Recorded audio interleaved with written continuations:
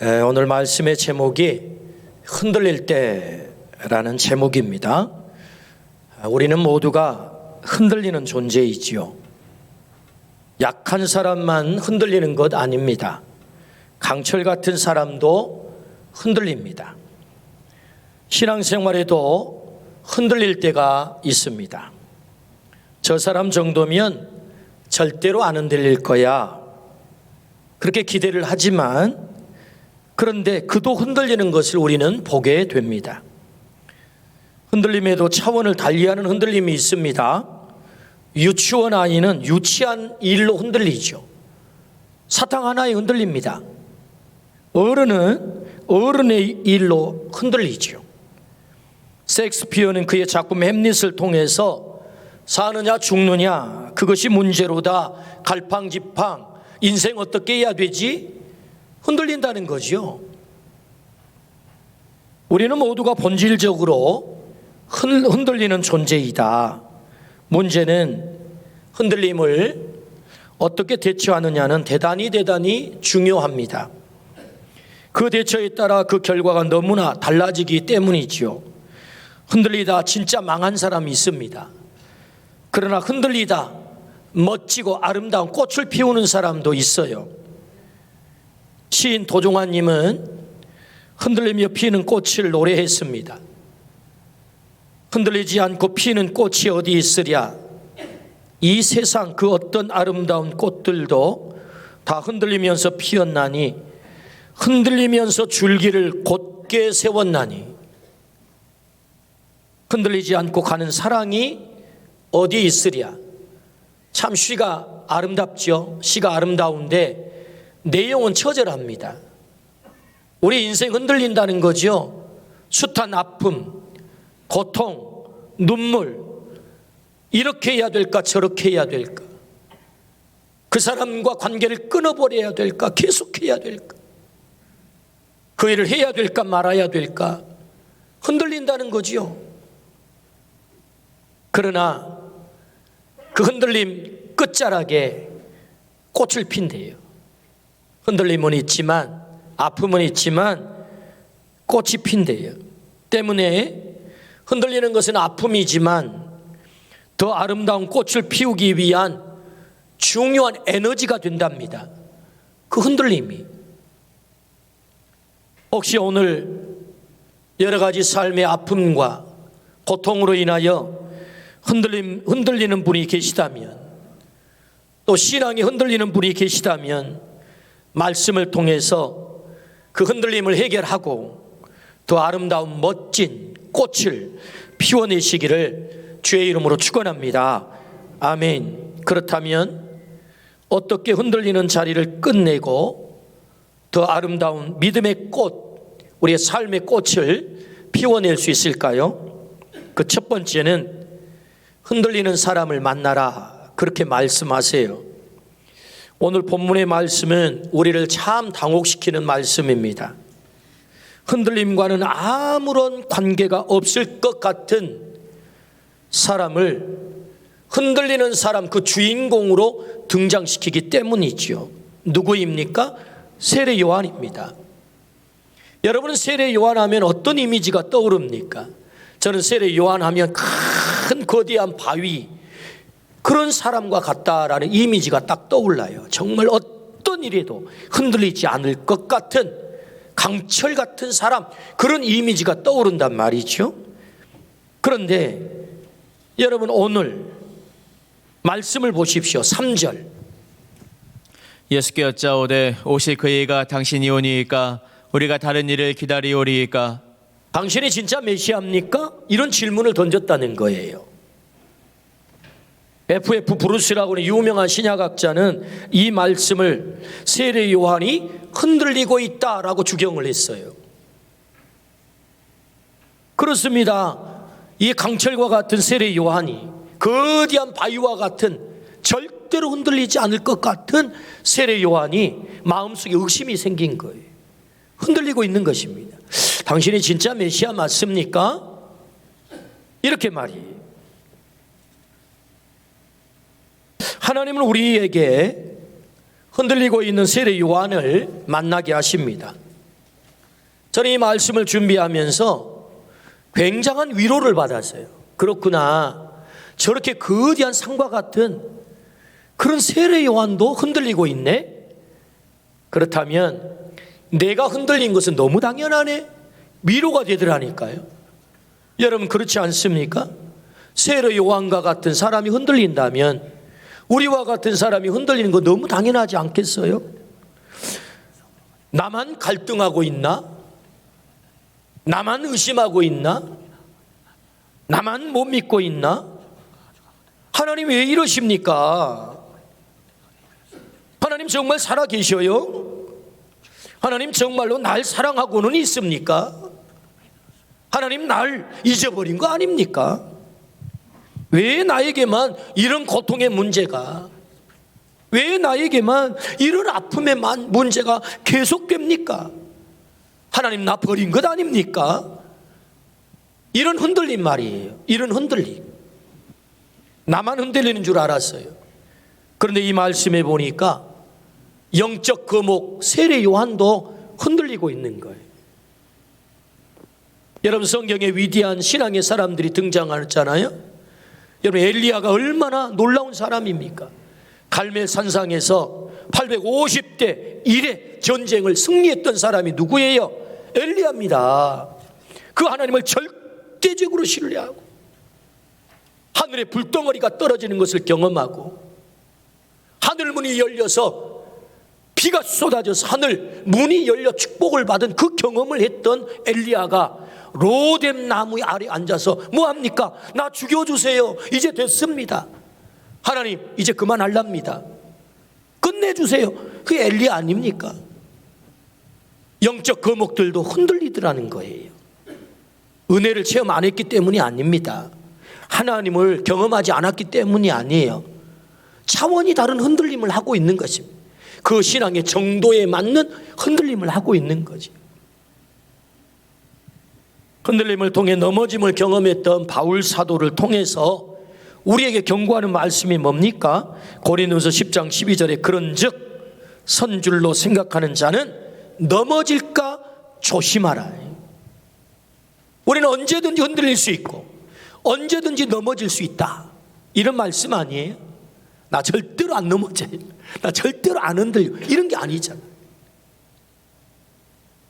그래서 주님은 말씀하십니다. 나로 말미암아 실족하지 않는 자가 복이 있다. 오늘 본문이 그렇게 말씀하잖아요. 이게 실족이라는 말은 스칸달론이라고 그래요. 헬라어 스칸달론. 그래서 영어에서 스캔들이 나오잖아요. 걸려 넘어지는 거예요. 여러분 예수님 때문에 우리는 넘어지지 않을 것 같은데 예수님 때문에 많은 사람이 걸려 넘어집니다. 대표적인 사람이 누구죠? 헤롯. 예수님이 오자 그는 잔인한 유아 학살자가 됩니다. 걸려 넘어진 거지요. 바리새인 걸려 넘어지지요. 나로 말미암아 실족하지 스칸달론에 걸리지 않는 사람은 복이 있다라고 말씀하세요. 누구든지 흔들릴 수 있다. 그런 말씀이죠. 그러니까 우리도 흔들릴 수 있는 존재임을 잊지 말아야 돼요. 그러니까 우리가 어떻게 이 흔들림을 대처할 수 있을까? 극복하고 아름다운 꽃을 피울 수 있을까? 그 첫 번째는 흔들리는 사람, 영적 거목, 세례 요한을 우리에게 만나게 하셨단 말이죠. 그렇다면 두 번째, 왜 흔들리는지를 분석해야 극복할 수 있지 않겠습니까? 그럼 왜 세례 요한은 이렇게 흔들리고 있는 것입니까? 흔들리는 원인이 뭐지요? 그 첫 번째는요, 환경이 그렇게 만든 거예요. 환경이. 2절 3절입니다. 요한이 옥에서 그리스도께서 하신 일을 듣고 제자들을 보내어 예수께 여짜오되 오실 그 일가 당신이 오니이까 우리가 다른 일을 기다리오리이까. 아멘. 지금 요한이 어떻게 돼 있죠? 감옥에 갇혔습니다. 유대 역사가 요세푸스는 세례 요한은 사회 동쪽 마카이루스 성 천연 요새가 있는데 거기에 1년 동안 감금을 당하여 지내다가 이 헤롯 안티파스에 의해서 참수형을 당했다 이렇게 기록을 했어요. 요세푸스는 뭐 기독교인이 아니거든. 유대 역사가거든요. 세례 요한이 어떻게 감옥에 갇혔습니까? 분봉왕 헤롯 안티파의 동생 헤롯 빌립의 아내를 강탈에다가 새 장가를 들었단 말이죠. 이런 불의한 일이 어디 있어요? 그러니까 의로운 예언자 선지자 세례 요한, 불의를 보면 못 참는 사람 아닙니까? 그러니까 어떻게 그럴 수 있습니까? 세상에 죄수를 강탈에다가 새 장가를 들어요? 이런 회개망측한 일이 어디 있습니까? 라고 도발을 한 거예요. 그러니까 여러분, 권력을 가지고 있는 이 왕이 감히 각하를 해가지고 그를 붙잡아다 감옥에 쳐놓는 거죠. 어디 가만두겠어요? 짐이고 국가인데. 그래서 결국은 세례 요한이 하나님의 뜻을 외치다가, 하나님의 정의를 외치다가 감옥에 갇혔단 말이에요.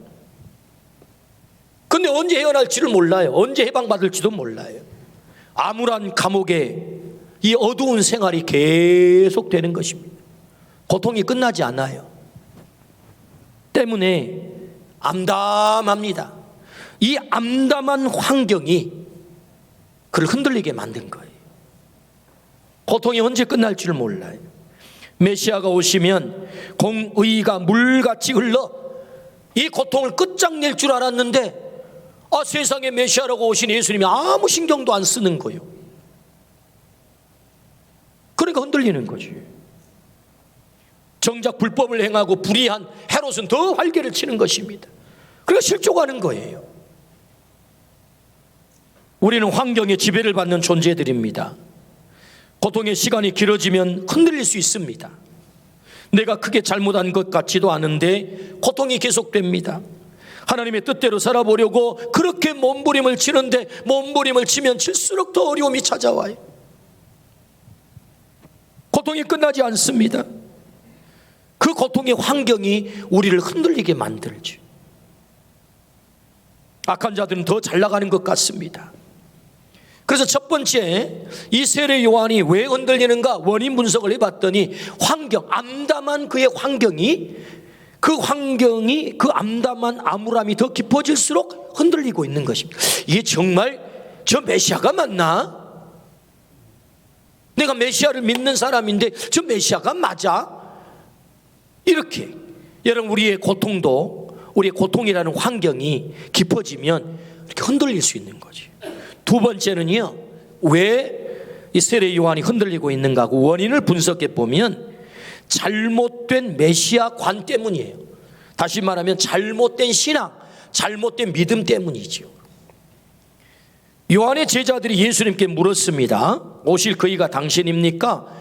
우리가 다른 일을 기다려야 됩니까? 당신 진짜 메시아 맞습니까? 이렇게 질문을 던졌단 말이에요.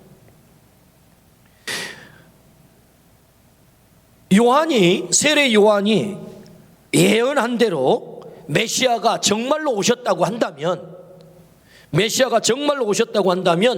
세례 요한이 뭐라고 예언을 했습니까? 마태복음 3장에 보니까 이미 도끼가 나무 뿔에 놓였다. 열매를 맺지 못한 나무는 찍어서 불구덩이에 던져버린다. 이게 지금 세례 요한의 예언이었거든요. 그러면 여러분, 저 열매 맺지 못한 간악한 헤롯을 메시아 되신 예수님이 어떻게 해야 되겠습니까? 도끼로 찍어야죠. 예수님이 메시아라고 한다면 그 예언의 성취가 이루어져야 되지 않겠어요? 그래서 열매 맺지 못한 헤롯과 같은 저 불의한, 아주 저 고약한 죄인 헤롯을 찍어가지고 정의를 세워야 될 것 아니겠어요? 세상을 뒤집어야 될 것 아니겠어요? 하나님의 성전, 거룩한 하나님의 성전을 탐욕으로 뒤덮어버린 바리새인, 서기관, 대제사장들, 이 쭉정이와 같은 자들을 어떻게 해야 되겠습니까? 세례 요한의 예언대로 하자면 그들을, 여러분, 그 쭉정이들을 불구덩이 속에 집어넣어 심판해야 된다고요. 근데 여전히 대제사장들은 또 활개를 치는 거예요. 이것이 세례 요한의 메시아 관이었거든요. 메시아가 오면 세상을 뒤집는다, 세상을 혁명한다, 저런 헤롯은 완전히 단칼에 처단한다. 이게 지금 이 메시아 관이었단 말이에요. 그런데 여러분, 세상을 확 뒤집을 것 같은 그 메시아가 미동도 하지 않는 거예요. 세례 요한의 기대가 점점 빗나가기 시작하는 것입니다. 그리고는 무슨 죄인, 세리, 창기, 이런 사람들과 어울리면서 먹고 마시고 정말 도움 안 되는 그 소외된 약자들하고나 어울리고 말이에요. 병자나 찾아가서 병자나 고치고 말이에요. 그런 일을 하는 거예요. 너무나도 유약한 사랑의 사역만을 감당하고 있는 예수님이 정말 메시아 맞아? 이렇게 자기가 정해놓은 메시아 관이 있었는데, 메시아 상이 있었는데 이것하고 전혀 맞지 않는 거예요. 그래서 어떻게 해요? 그는 흔들리고 있는 것입니다. 우리는 각자가 자기가 세워놓은 메시아 상이 있어요. 예수님은 이래야 돼, 예수님은 마땅히 이래야 돼 라고 자기가 만들어 놓은 메시아 상이 있는 거예요. 마치 세례 요한처럼. 여러분 기억하십시오. 예수님은 요술방망이가 아닙니다. 금 나와라 뚝딱, 은 나와라 뚝딱. 왔다 예수님, 내가 믿으면 내 욕망을, 내 탐욕을 다 채워주실, 내가 소원하는 것을 다 이루어주실 그런 분이셔 라고 우리가 기대하겠지만 천만의 말씀, 예수님은 그런 분이 아니에요. 내 욕망을 이루기 위해서 오신 분이 아니고 나를 구원하기 위해서 자신의 목숨을 십자가에 던져버리신 분이 우리에게 오신 메시아라 그 말이.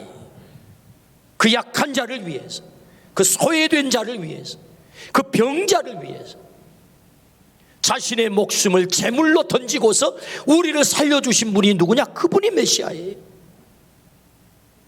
심판의 칼을 휘두르기 위해서, 이 세상을 뒤집어 엎기 위해서 세례 요한이 기대한 것처럼 그런 혁명을 하시는 분으로 예수님이 오신 게 아니고, 이 세상을 궁극적으로 변화시키고 살리기 위해서 스스로 죄인이 되어 십자가에 오르신 분이 누구예요? 메시아 예수님인 줄로 믿습니다. 우리가 믿는 메시아단 말이죠.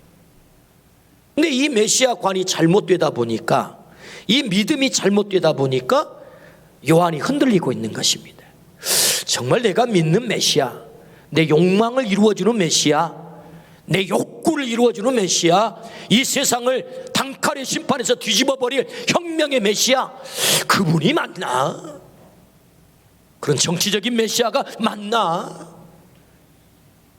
메시아 관이 잘못된 거죠. 여러분 기억하십시오. 내가 기준일 수 없어요. 그래서 로마서 14장 8절 말씀에 이렇게 말씀하죠. 우리가 살아도 주를 위하여 살고 죽어도 주를 위하여 죽나니 그러므로 사나 죽으나 우리가 주의 것이로다. 우리는 주님의 것입니다. 주님이 우리의 주인 되십니다. 여러분 내가 가지고 있는 그 어떤 신앙의 모양도 주인 되신 주님에게 맞춰야 될 줄로 믿습니다. 내가 주인이 아니에요. 예수님에 의해서 예수님을 믿어야 되는 거지, 나의 욕망에 의해서 예수님을 믿는 자가 아니다. 우리는 살아도 주를 위하여, 죽어도 주를 위하여 죽나니 그러므로 사나 죽으나 주의 것입니다. 주님만이 주인입니다. 오직 주님만이. 할렐루야. 예수님만이 우리의 기준이 되기를 축복합니다. 내가 가지고 있는 메시아 상이 잘못됐다면, 주님이 진정으로 이 땅의 메시아로 오셔서 이루시려고 하는 그 일과 관계없는 나만의 내 욕망을 채우는 메시아관을 가지고 있다면 그 메시아관을 버리기를 주의 이름으로 축원합니다. 여러분 이 말씀은 굉장히 수준 높은 말씀입니다. 예수님이 주인이시고 예수님이 기준이다. 요한이 왜 흔들렸다고요? 이 신앙이 잘못된 거지. 오늘 우리에게도 잘못된 신앙을 가질 수 있어요. 내 이데올로기, 내 신념, 내 가치관, 내 이데올로기와 내 신념과 내 가치관은 오직 주인 대신 주님에게만 맞춰야 될 줄로 믿습니다. 아멘. 다른 렌즈가 필요하지 않아요. 그러므로 흔들리는 원인 두 가지를 분석했습니다. 어려운 환경, 고통의 환경 때문에 흔들리고 있고요. 두 번째는 메시아관, 이 믿음의 잘못, 예수님과의 차이 때문에 흔들리고 있다. 그렇다면 이 흔들리는 자리에서 우리가 어떻게 극복하여 꽃을 피울 수 있을까? 세 번째 주신 말씀, 예수님께 가라 그렇게 말씀하세요. 우리 예수님께 가기를 축복합니다. 예수님께 가라라고 말씀하세요. 2절 3절입니다. 요한이 옥에서 그리스도께서 하신 일을 듣고 제자들을 보내어 예수께 여짜오되 오실 그 일가 당신이 오니이까 우리가 다른 일을 기다리오리이까. 아멘. 제자들을 보냈다. 이 말씀은 세례 요한이 직접 가고 싶지만 영어의 몸 감옥에 갇혔기 때문에 갈 수가 없잖아요. 그래서 어떻게 합니까? 분신과 같은 제자를 보내는 것입니다. 그래서 예수님께 자신이 가지고 있는 문제를 묻잖아요. 당신이 진짜 메시아입니까? 라고 말이에요. 예수님은 700년 전 예언한 이사야 선지자의 메시아의 예언을 그대로 실현하고 있는 바로 그 예언자임을 명확하게 말씀을 하세요. 자, 이사야서 35장 5절부터 6절입니다. 그때 맹인의 눈이 밝을 것이며 못 듣는 사람의 귀가 열릴 것이며 그때 저는 자는 사슴같이 뛸 것이며 말 못하는 자의 혀는 노래하리니 이는 광야에서 물이 솟겠고 사막에서 시내가 흐를 것임이라. 아멘. 오늘 11장 5절 본문을 한번 읽겠습니다. 비교해 보십시오. 맹인이 보며 못 걷는 사람이 걸으며 나병 환자가 깨끗함을 받으며 못 듣는 자가 들으며 죽은 자가 살아나며 가난한 자에게 복음이 전파된다 하라. 아멘.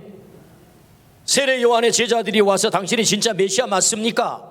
라고 물음을 할 때 예수님이 대답한 내용이 뭐예요? 맹인이 본다, 못 걷는 자가 걷는다, 나병 환자가 깨끗함을 받는다, 못 듣는 자가 듣는다, 죽은 자가 살아난다, 가난한 자에게 복음이 전파된다. 여러분, 이 말씀은 이사야서 35장에 이미 700년 전에 이사야 선지자가 예언한 말씀과 똑같은 내용이죠. 내가 바로 와서 그 예언자가 예언한 그 일을 내가 하고 있어. 바로 내가 그 메시아야 라는 명확한 말씀이죠. 그렇습니다. 메시아가 오셔서 무슨 일을 하세요? 맹인을 보게 하고 걷게 만들고 듣게 만들고 죽은 자를 살려주시고 가난한 자에게 복음을 전해주시는 이 엄청난 일을 메시아 되신 주님께서 행하시는 줄로 믿습니다. 그러므로 주님께 가면 문제가 해결된다 그 말입니다. 세례 요한이 여전히 메시아를 온전히 발견하지 못한 거예요. 그의 눈이 맹인처럼 어두워져 있었던 거지. 주님께 갔을 때 주님께서 그의 눈을 밝히 보게 하셔서 메시아를 만나게 하신 줄로 믿습니다. 진리의 말씀을 듣게 하시고 하나님의 말씀을 듣게 하셔서 진리의 말씀을 온전히 깨닫게 하신 줄로 믿습니다. 아멘. 그렇습니다. 우리가 문제가 있을 때, 흔들리는 문제가 있을 때 어떻게 하라고요? 주님께 가지고 가라. 주님 해결하실 줄로 믿습니다. 우리의 문제를 어떻게 해결하십니까? 그분에게 가지고 가면 그분이 우리의 눈을 열어주신대요. 그분이 우리의 눈을 열어주신대. 우리는 마치 맹인처럼 진리의 눈이 어두웠던 자들입니다. 그래서 어둠 속을 헤맸죠. 각자 자기 소견에 옳은 대로 행하다가 혼돈에 빠졌죠. 인생은 꼬였죠. 갈피를 잡지 못했죠. 그런데 주님께서 오셔서 우리에게 진리의 눈을 뜨게 하신 것 아닙니까? 그렇구나. 주님이 길이시구나. 주님이 진리구나. 주님이 생명이구나. 주님이 빛이시구나. 요한복음에서 그거 말씀하지 않나요? 내가 생명의 빛이다 말이죠. 주님께서 우리의 눈을 열어주신 거예요. 여러분, 주님께 가면 우리의 눈이 열릴 줄로 믿습니다. 진리를 깨닫게 될 줄로 믿습니다. 주님께 가면 우리를 걷게 하신대요. 우리는 힘이 없어 주저앉아 있었습니다. 마치 안전병이처럼 의의 길을 걷지 못했어요. 세상으로만 열심히 달려나갔습니다. 그런데 나의 욕망을 이루기 위해서 세상으로 열심히 달려나간 안진뱅이와 같은 나에게 주님이 오셔서 의의 길을 걷게 만드셨단 말이죠. 생명의 길을 걷게 만드셨단 말이죠. 오늘 또 메시아 되신 주님에게 가면 나를 걷게 하실 줄로 믿습니다. 의의 길을 걷게 하실 줄로 믿습니다. 죽음의 길이 아닌 생명의 길 걷게 하신다. 믿으시기를 축복합니다. 주님에게 가면 어떤 일이 벌어집니까? 불치에 우리의 질병을 고쳐주신다. 오늘 성경 뭐라고 말합니까? 나병을 고쳐주셨다잖아요. 여러분, 나병은 불치의 질병이죠. 뭘 말씀합니까? 메시아 되신 주님이 이 땅에 오셔서 우리가 끙끙 앓고 있는, 도저히 해결되지 않는 그 불치의 문제 말이에요. 주님에게 가지고 가면 얼마든지 해결할 줄로 믿습니다. 우리 주님은 치유의 주님이시죠. 오늘도 의사가 되시고 우리를 고쳐주시고 어둠의 영들을 쫓아내 주시고 그 질병으로부터 그 눌린 자리에서 해방시켜 주시는 그분이 우리가 믿는 예수 그리스도인 줄로 믿습니다. 주님에게 가면 우리의 불치의 문제를 해결하신다. 여러분, 우리 가정 안에도 불치의 문제가 있을 거예요. 우리 자신 안에도 불치의 문제가 있을 것입니다. 여전히 해결되지 않는 너무나도 난망한, 하나님 저 문제 어떻게 하지요? 저 인간 저 어떻게 하지요? 저 관계 저 어떻게 하지요? 주님에게 가지고 가면 주님이 나병 환자를 치유하시듯 그 불치의 문제를 고치실 줄로 믿습니다. 아멘. 주님에게 문제를 가지고 가면 어떻게 하신답니까? 죽은 자를 살려주신대요. 죽은 자를. 그래서 여러분, 주님은 우리에게 샘플을 보여주시잖아요. 야이로의 딸을 달리다 굼 일으켜 세우십니다. 상여 속에 들어있는 청년을 향하여 청년아 일어나라, 죽은 자를 살려내잖아요. 무덤에 나흘씩이나 갇혀있는 나사로를 향하여 나사로야 나오너라. 왜 그렇게 하시는 것입니까? 내가 메시아로 이 땅에 와 죽은 자를 살려 너의 삶도 내가 살릴 거야.